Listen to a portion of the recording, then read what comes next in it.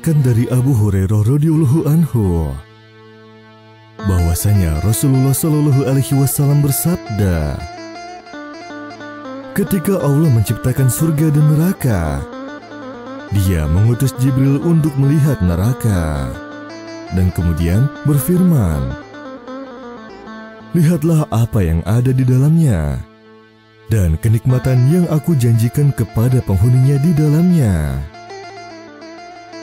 Rasulullah Shallallahu Alaihi Wasallam melanjutkan, kemudian Jibril datang ke surga dan melihat di dalamnya dan pada kenikmatan yang disiapkan oleh Allah Subhanahu wa Ta'ala kepada para penghuninya di dalamnya.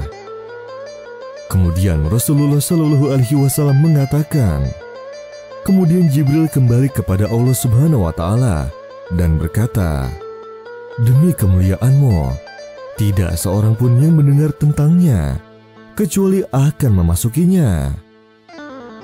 Kemudian Allah Subhanahu wa Ta'ala memerintahkan untuk menyelimuti atau melingkupi surga dengan perkara-perkara yang dibenci berbagai kesulitan.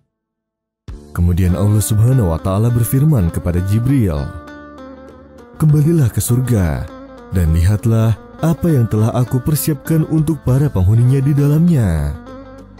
Rasulullah Shallallahu Alaihi Wasallam melanjutkan, kemudian kembalilah Jibril ke surga. Maka ketika dia sampai di sana, benar-benar surga telah terlingkupi dengan berbagai kesulitan.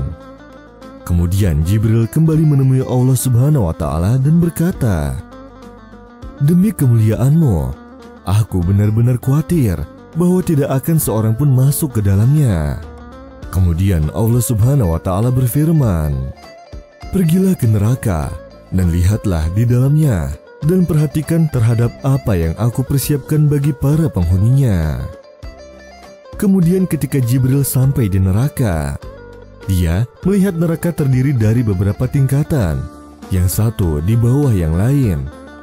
Kemudian dia kembali menemui Allah Subhanahu wa Ta'ala dan berkata, demi kemuliaan-Mu, tidak seorang pun yang mendengar tentangnya akan memasukinya. Kemudian Allah Subhanahu wa Ta'ala memerintahkan untuk menyelimuti atau melingkupi neraka dengan syahwat atau kesenangan. Dan kemudian berfirman kepada Jibril, kembalilah ke neraka. Kemudian Jibril pun kembali ke neraka dan kemudian berkata, demi kemuliaan-Mu, hamba benar-benar khawatir tidak seorang pun terbebas kecuali akan memasukinya. Hadis riwayat Tirmizi, dan beliau berpendapat hadis ini berderajat hasan sahih. Begitu juga diriwayatkan oleh Abu Daud dan Ibnu Majah.